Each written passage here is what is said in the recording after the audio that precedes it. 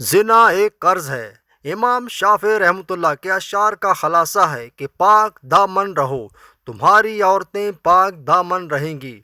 جو باتیں مسلمان کو زیب نہیں دیتی ان سے کنارہ کش رہو۔ بلا شبہ زنا ایک قرض ہے۔ اگر تم اس قرض میں مبتلا ہوئے ہو تو یاد رکھو اس قرض کی ادائیگی بھی تمہارے گھر ہی سے ہوگی۔ بعض لوگ ان اشعار کا حوالہ بطور حدیث دیتے ہیں کہ جبکہ یہ حدیث نہیں ہے کہ زنا قرض ہے، لیکن ان بزرگوں کے اس طرح کہنے کا مقصد بھی یہ نہیں ہے کہ یہ ایک قاعدہ کلیہ ہے کہ جس شخص سے بھی زنا ہو گیا اس کے گھر کی کسی عورت کو یہ قرض ادا کرنا ہی پڑے گا، بلکہ غالباً یہ جملہ ایسے شخص کے بارے میں کہا گیا ہے کہ جو زنا کرتا رہتا ہے اور باز نہیں آتا۔ تو اسے چاہیے کہ وہ یہ سوچے کہ جس طرح وہ دوسرے گھروں کی عزت تار تار کر رہا ہے، کہیں ایسا نہ ہو کہ اس کے گھر کی کوئی عورت بھی اس میں مبتلا ہو جائے، جیسا کہ بہت سے بزرگوں کے تجربات میں یہ بات آئی ہے۔ رہی بات یہ ہے کہ توبہ کے بعد بھی قرض ہوگا، تو ظاہر سی بات ہے کہ توبہ تمام گناہوں کو مٹا دیتی ہے، اس کے بعد اس کا حکم نہیں لگتا ہے۔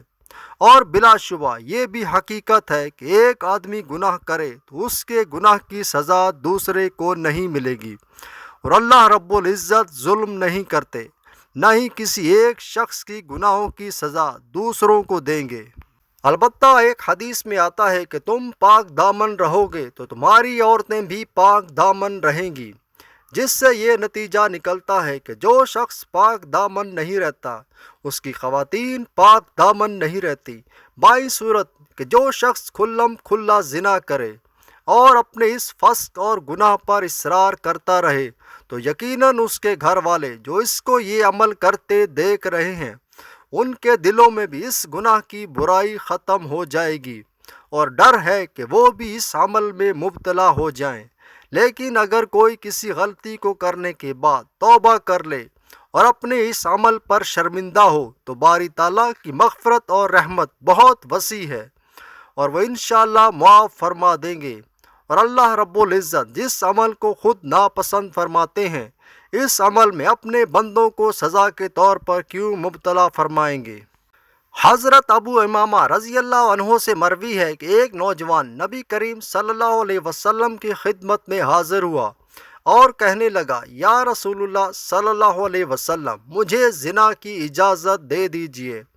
لوگ اس کی طرف متوجہ ہو کر اسے ڈانٹنے لگے اور اسے پیچھے ہٹانے لگے، لیکن نبی صلی اللہ علیہ وسلم نے اسے فرمایا، میرے قریب آ جاؤ۔ وہ نبی کریم صلی اللہ علیہ وسلم کے قریب جا کر بیٹھ گیا۔ نبی کریم صلی اللہ علیہ وسلم نے اس سے پوچھا، کیا تم اپنی والدہ کے حق میں یہ بدکاری کو پسند کرو گے؟ اس نے کہا، اللہ کی قسم کبھی نہیں، میں آپ پر قربان جاؤں۔ نبی کریم صلی اللہ علیہ وسلم نے فرمایا، لوگ بھی اپنی ماں کے لیے یہ پسند نہیں کرتے۔ پھر پوچھا، کیا تم اپنی بیٹی کے حق میں یہ بدکاری پسند کرو گے؟ اس نے کہا، اللہ کی قسم کبھی نہیں، میں آپ پر قربان جاؤں۔ نبی کریم صلی اللہ علیہ وسلم نے فرمایا، لوگ بھی اسے اپنی بیٹی کے لیے پسند نہیں کرتے۔ پھر پوچھا، کیا تم اپنی بہن کے حق میں بدکاری کو پسند کرو گے؟ اس نے کہا، اللہ کی قسم کبھی نہیں، میں آپ پر قربان جاؤں۔ نبی کریم صلی اللہ علیہ وسلم نے فرمایا، لوگ بھی اسے اپنی بہن کے لیے پسند نہیں کرتے۔ پھر پوچھا، کیا تم اپنی پھپھی کے حق میں بدکاری کو پسند کرو گے؟ اس نے کہا، اللہ کی قسم کبھی نہیں، میں آپ پر قربان جاؤں۔ نبی کریم صلی اللہ علیہ وسلم نے فرمایا، لوگ بھی اسے اپنی پھپھی کے لیے پسند نہیں کرتے۔ پھر پوچھا، کیا تم اپنی خالہ کے حق میں بدکاری کو پسند کرو گے؟ اس نے کہا، اللہ کی قسم کبھی نہیں، میں آپ پر قربان جاؤں۔ نبی کریم صلی اللہ علیہ وسلم نے فرمایا، لوگ بھی اسے اپنی خالہ کے لیے پسند نہیں کرتے۔ پھر نبی کریم صلی اللہ علیہ وسلم نے اپنا دست مبارک اس کے جسم پر رکھا اور دعا کی، اے اللہ اس کے گناہ معاف فرما اور اس کے دل کو پاک فرما اور اس کی شرم گاہ کی حفاظت فرما۔ راوی کہتے ہیں کہ اس کے بعد اس نوجوان نے کبھی کسی کی طرف توجہ بھی نہیں کی۔